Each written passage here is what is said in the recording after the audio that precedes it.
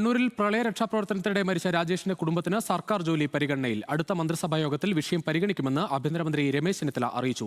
ഏക ആശ്രയമായിരുന്ന രാജേഷിന്റെ മരണത്തോടെ സ്ഥിരവരുമാനം നഷ്ടമായെന്ന കുടുംബത്തിന്റെ ആശങ്ക പരിഗണിച്ചാണ് സർക്കാർ ഇടപെടൽ. രാജേഷിന്റെ വീട് നിർമ്മാണം പൂർത്തിയാക്കാൻ സർക്കാർ നേരത്തെ തീരുമാനിച്ചിരുന്നു.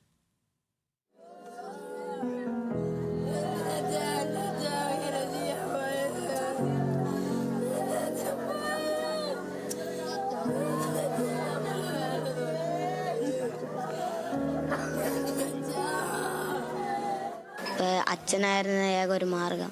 ഇപ്പോഴും നമ്മൾ കടക്കത്തേക്കാന്ന് പറഞ്ഞിട്ട് അങ്ങനെ വരുമായിരുന്നു. എന്നെ ലാസ്റ്റായിട്ട് അച്ഛൻ വിളിച്ചത് ശനിയാഴ്ച എനിക്ക് കൈ വയ്യാതെ ഇത് കഴിഞ്ഞപ്പോൾ എൻ്റെ അച്ഛൻ വീഡിയോ കോൾ വിളിച്ചിട്ട് എൻ്റെ അടുത്ത് പറഞ്ഞിട്ടുണ്ടായിരുന്നു. കൈ കണ്ടിട്ട് എൻ്റെ അച്ഛൻ കരഞ്ഞ് ഓണത്തിന് ഡ്രസ്സ് എടുക്കണം എന്നെല്ലാം പറഞ്ഞിട്ടുണ്ട്. എന്നിട്ട് ലാസ്റ്റായിട്ട് കോൾ കിട്ടിയിട്ട് പിന്നീട് എനിക്ക് അച്ഛനെ വിളിച്ചിട്ട് കിട്ടിയിട്ടില്ല. സാമ്പത്തികമായി വലിയ പ്രതിസന്ധിയിലൂടെയാണ് രാജേഷിന്റെ കുടുംബം കടന്നുപോയിരുന്നത്. ഏകാശ്രയമായിരുന്ന രാജേഷ് കൂടി ഇല്ലാതായതോടെ കുട്ടികളുടെ പഠനവും ഭാവി ജീവിതവും അനിശ്ചിതത്വത്തിലായി. ഇതോടെയാണ് സ്ഥിര വരുമാനത്തിനായി സർക്കാർ ഇടപെടൽ വേണമെന്ന് കുടുംബം ആവശ്യമുന്നയിച്ചത്. ഞങ്ങൾക്കൊരു സ്ഥിര വരുമാനമില്ല, ഞങ്ങൾക്ക് വേറെ ഒരുപാട് കടങ്ങളുണ്ട്, അമ്മയ്ക്ക് ശ്വാസം മുട്ടും, എല്ലാ കാര്യങ്ങളുണ്ട്. ഞങ്ങൾക്കൊരു ഉപജീവന മാർഗം എല്ലാം ഒരുപാട് കടമാണ്.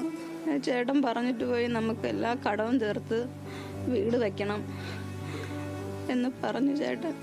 8ലും 9ലും പഠിക്കുന്ന 2 കുട്ടികളാണ് രാജേഷിന്. ഇവർക്ക് മികച്ച വിദ്യാഭ്യാസം നൽകണം. എൻ്റെ കുട്ടികൾക്ക് പഠിക്കാൻ എന്തെങ്കിലും. കുടുംബത്തിൽ ഒരാൾക്ക് സർക്കാർ ജോലി എന്ന ആവശ്യം പരിഗണിക്കുമെന്ന് രാജേഷിന്റെ വീട് സന്ദർശിച്ച ആഭ്യന്തരമന്ത്രി രമേശ് ചെന്നിത്തല പറഞ്ഞു.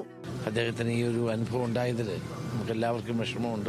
വീട് വെച്ച് കൊടുക്കാമെന്ന് സമ്മതിച്ചിട്ടുണ്ട്.